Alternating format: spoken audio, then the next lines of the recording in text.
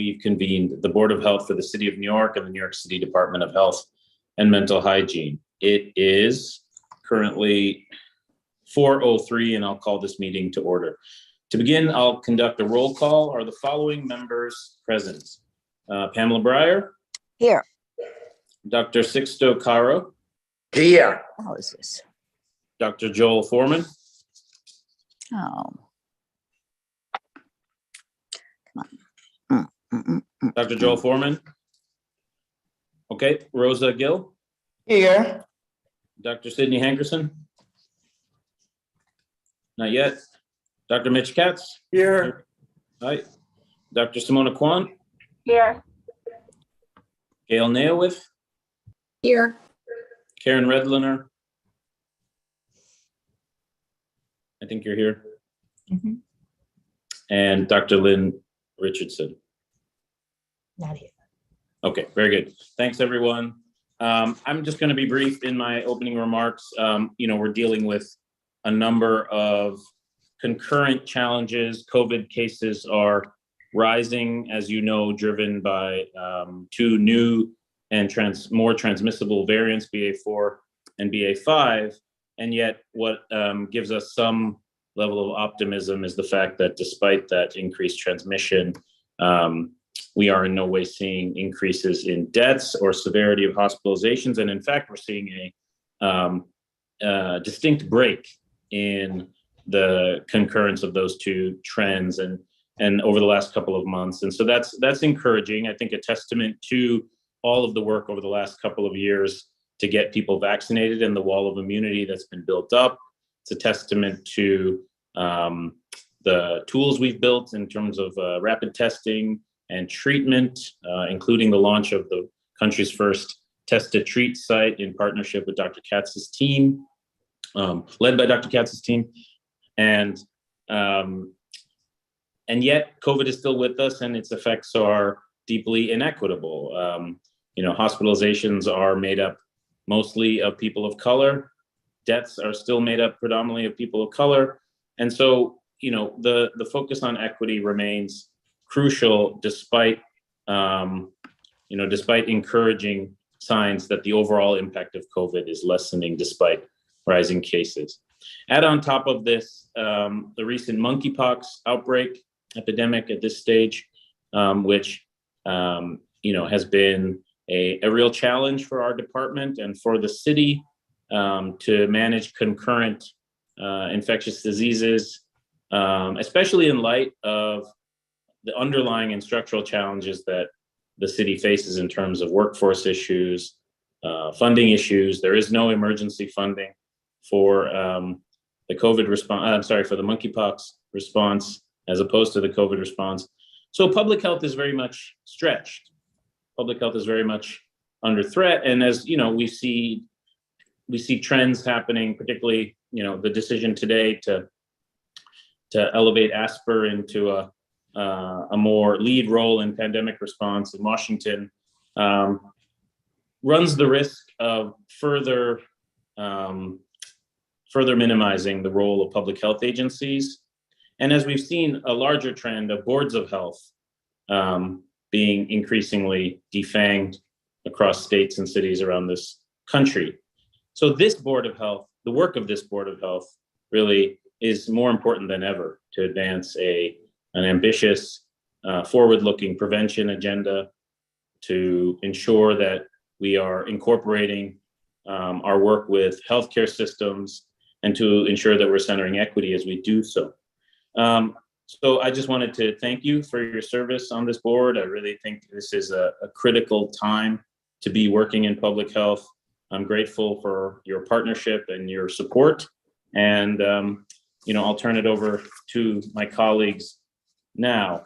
We'll start actually with the approval of the minutes from the meeting on June 7th, 2022. Are there any corrections to the minutes? That's because Joel isn't here. Joel is not here. I move adoption. Very good. If there are no corrections, may I have a so you've moved. Can we have a second? Second, this is Karen Redliner. Hello. Thanks, Karen. Hi. Hello. All those in favor? Aye. Aye. Okay, perfect. And the minutes from June 7th meeting are approved and distributed. Items on the agenda. So our first item for discussion is the proposed resolution to amend Article 11 and Article 173 of the New York City Health Code regarding blood lead level testing in children. Our presenter is Andrew Fasciano, the Acting Assistant Commissioner for the Bureau of Environmental Disease and Injury Prevention. I'll turn the meeting over now to Andrew. Thank you, Commissioner. Good afternoon, members of the board. Next slide, please. So I'd like to start off by providing a little bit of a background on one of our proposals, which is to update the blood lead action level. So back in 2012, the CDC established a blood lead reference value as a means to identify children with the highest 2.5% of blood lead levels in the nation. This BLRV is based on blood lead level distributions among U.S. children who are part of 2 consecutive National Health and Nutritional Examination Survey and HANES cycles. And in the first year that they established this BLRV, they set that level to be 5 micrograms per deciliter. More recently, in late October 2021, after analyzing 2 new cycles of NHANES data, the CDC lowered the blood lead reference value to 3.5 micrograms per deciliter, which indicates continued progress both on what you'll see it on the national level, but I can also report similar progress on the city level concerning trends in childhood lead exposure. It's worthwhile to note that the BLRV is not a health-based standard or toxicity threshold, but rather it's a measure of the blood lead levels that 97.5% of American children fall below at a given point in time. CDC is also clear that the BLRV is not a federal regulatory standard. CDC recommends that states and municipalities independently determine action thresholds that are informed by existing jurisdictional laws, regulations, and resource availability. Next slide, please. So here in New York City, the administrative code requires the department to either adopt any new updates to the blood lead reference value as its action level, or explain why it should not be adopted. So after careful consideration, the department believes the health code's new action level should be 3.5 micrograms per deciliter. And we've actually already started using it. We started implementing at this new BLRV back in early 2022 with a look back to children identified by the department in October 2021, which was the date the CDC announced the update. In addition, around the same, and around the same time, the board received a petition to amend Article 173 of the Health Code. Hold on 1 second.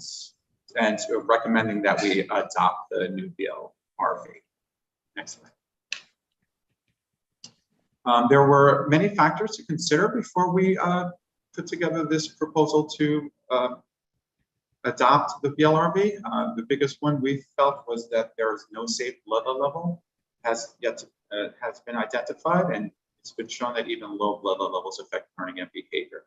And by implementing a lower action level, it'll allow us to identify children as having an exposure before their blood level gets higher, which will give both all parents, doctors, health officials, and communities an opportunity to act earlier to reduce further exposures. We did have some concerns related to laboratory proficiency standards. So currently labs are deemed proficient, even though their blood lead test results may vary from the actual blood lead level. There's a current range allowed is about 4 micrograms per deciliter plus or minus, or 10%, whichever is greater. Although here in New York City, we expect that most labs are able to report within plus or minus 2 micrograms. So using this 2 microgram per deciliter as an acceptable range, labs may report blood levels between 1.5 and 5.5 on a blood sample with an actual value of 3.5. So in recognition of this variability, CDC is recommending that all children with a blood level of 3.5 get confirmatory testing, and we are following that recommendation. Next slide, please. So our second proposal relates to an update of the definition of lead-based pain.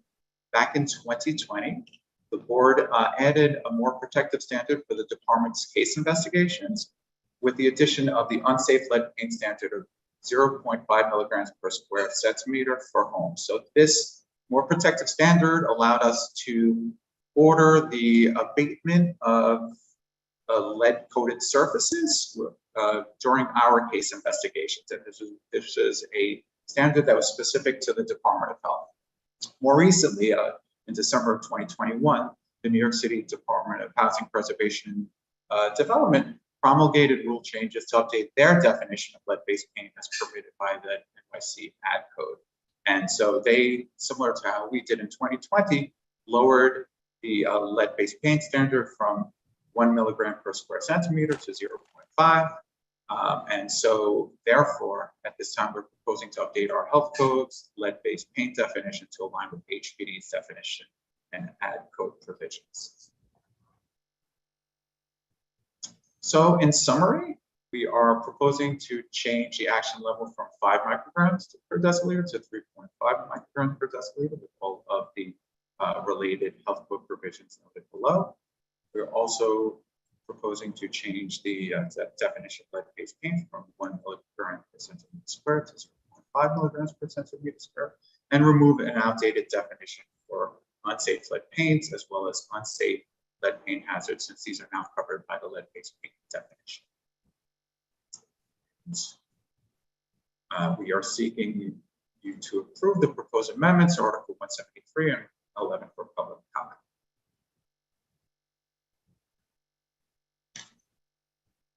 Thanks, Andrew. At this time, we'll take some questions or comments from the board, if there are any. I have a question. This is Karen. Please go ahead. Thank you.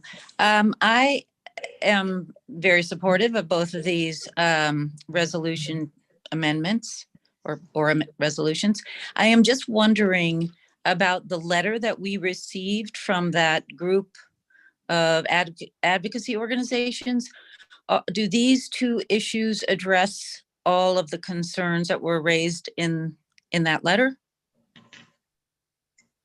Yes, so the principal concern in that letter was for us to adopt the new CDC blood lead reference value.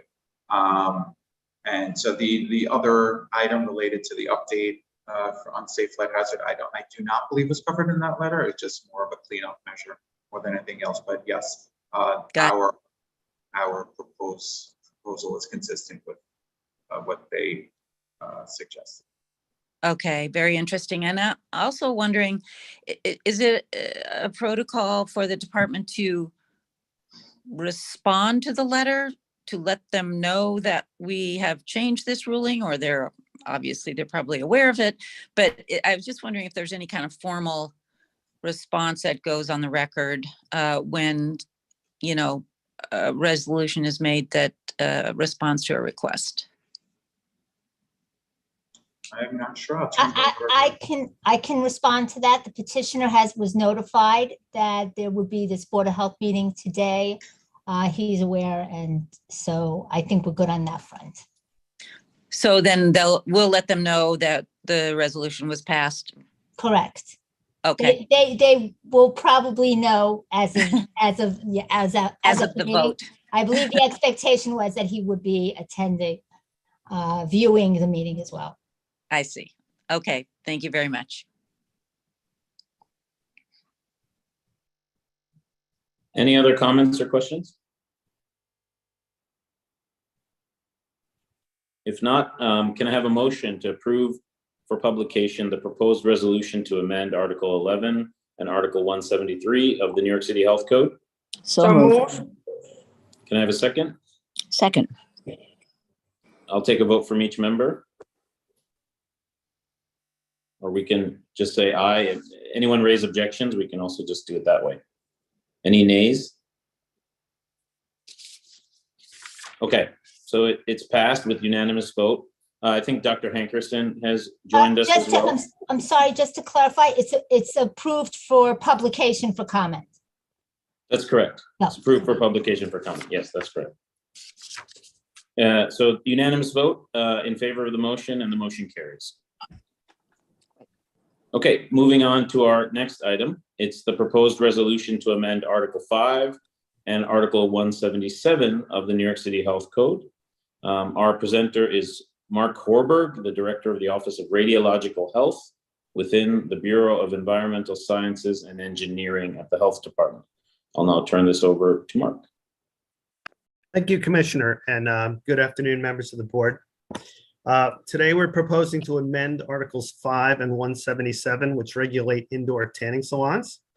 These are facilities that use ultraviolet tanning machines to induce a tan in a person's skin. Next slide, please.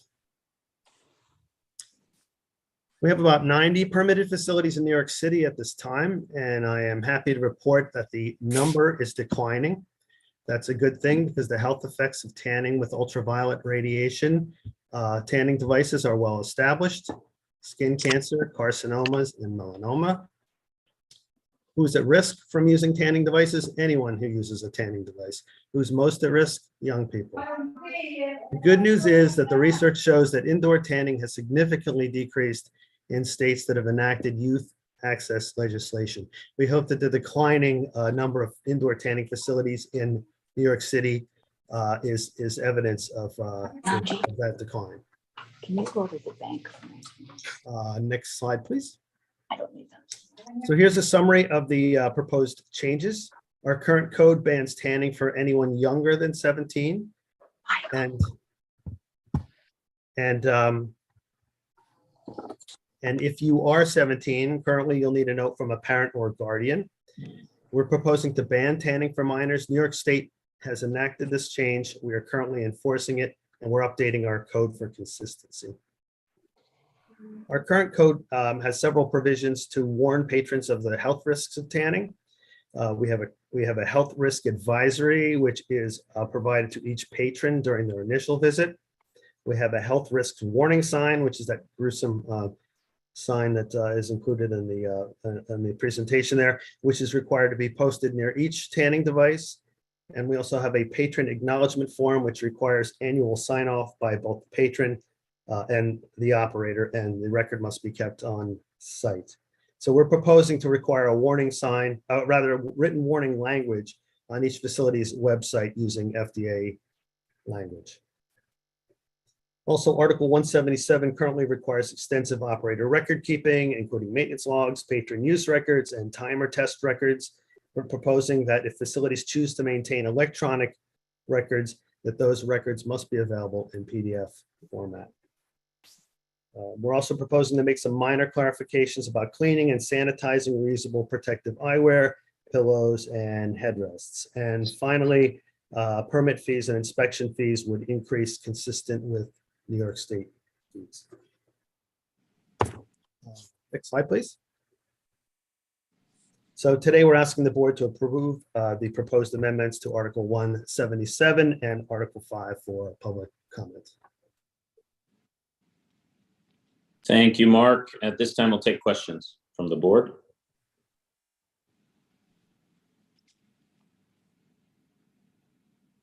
Any questions or comments? Well, I Okay. think this is a good, just to say that I think this is a really good thing to do.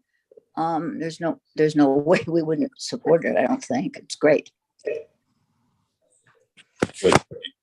So then, I have a question. This is Karen. Just wondering, do we know what the standards are across the country?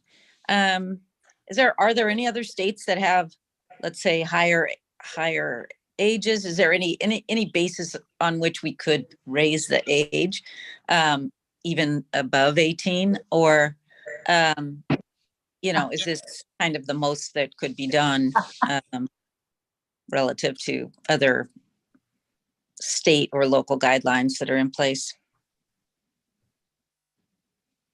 So we want to take that.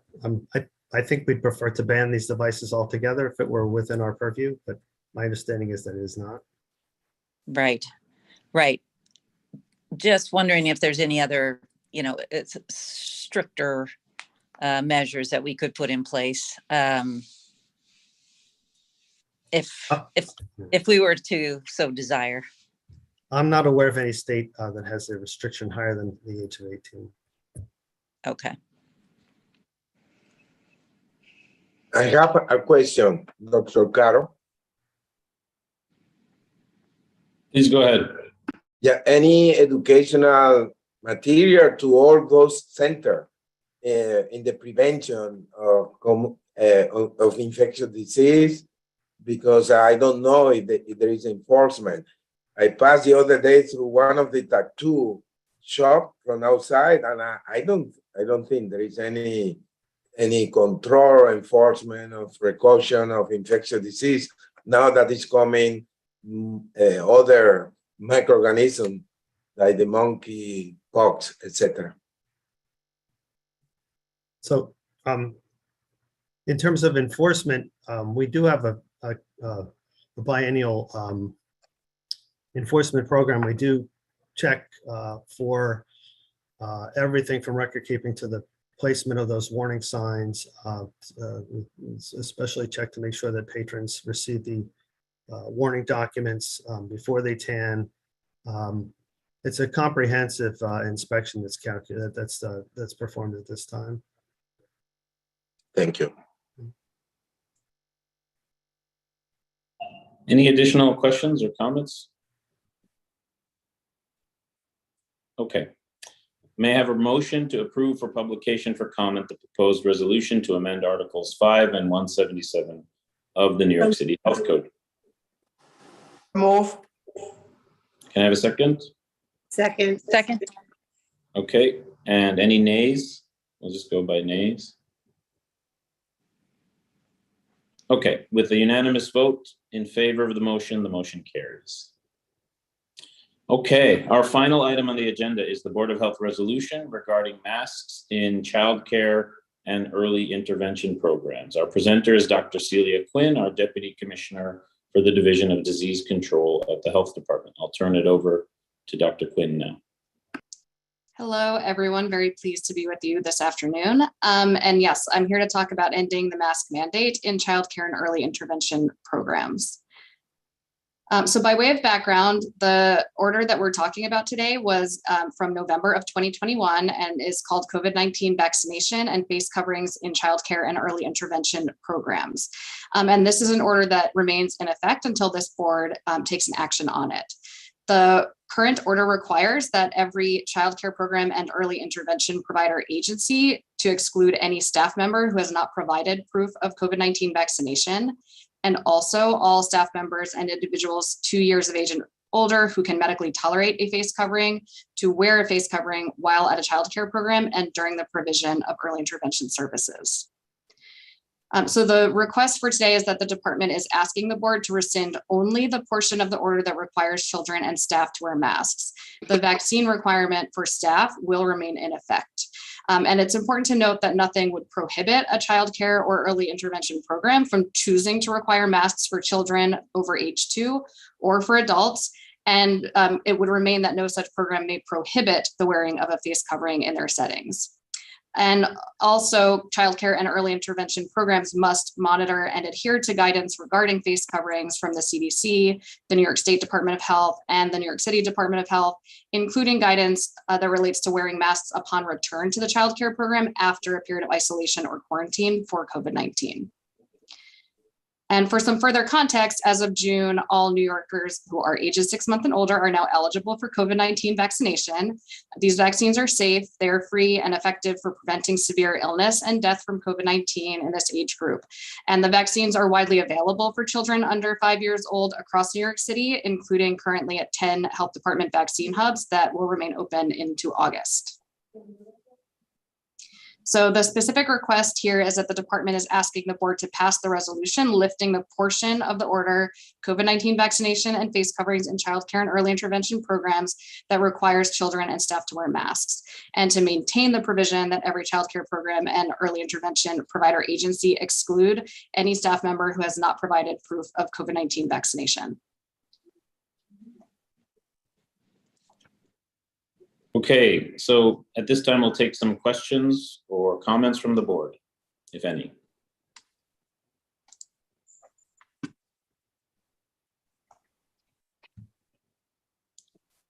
Do I have any comments or questions from board members?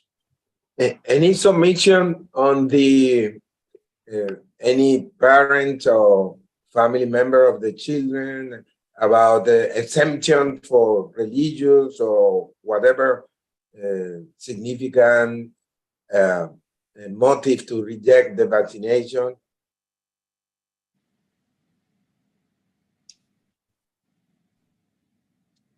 So the vaccination requirement is for staff only.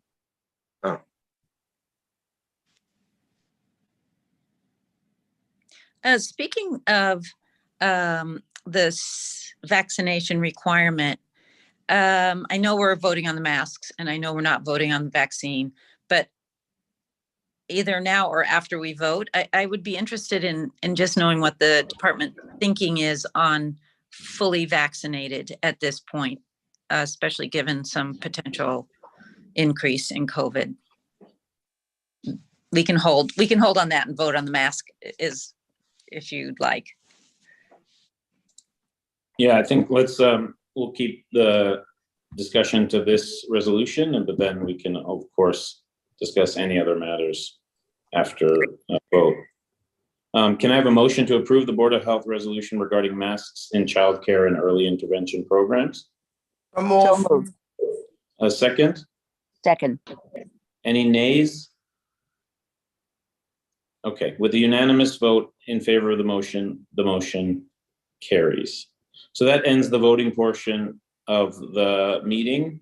Karen, you had a question about vaccines. Do you want to restate it? Yes.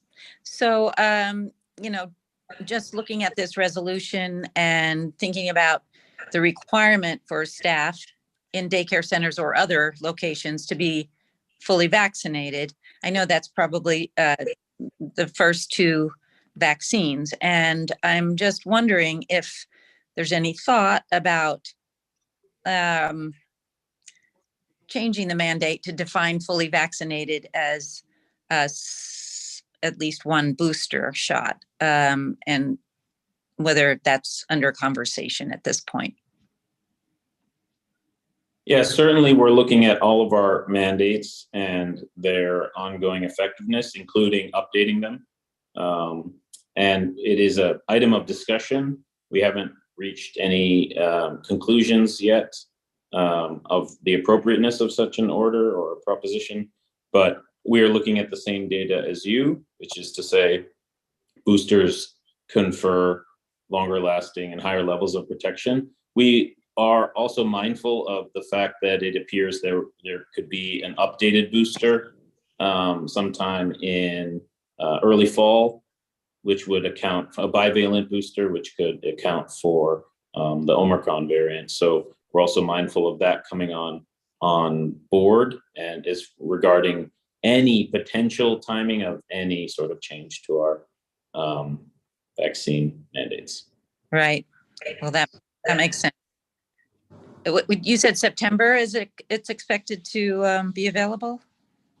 Oh, gosh. I mean, I've learned not to expect too much of these timelines, but I think what we're hearing is October. October.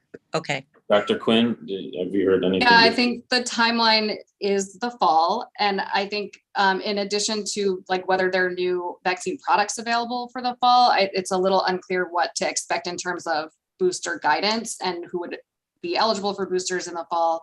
I think that's a little bit dependent on some of the data that will come out with respect to the new products as they become available. Okay, thank you. Any other comments or questions before we close the meeting? Okay, so I want to thank you all again. As I open the meeting in my remarks, the work of this board is more important than ever before.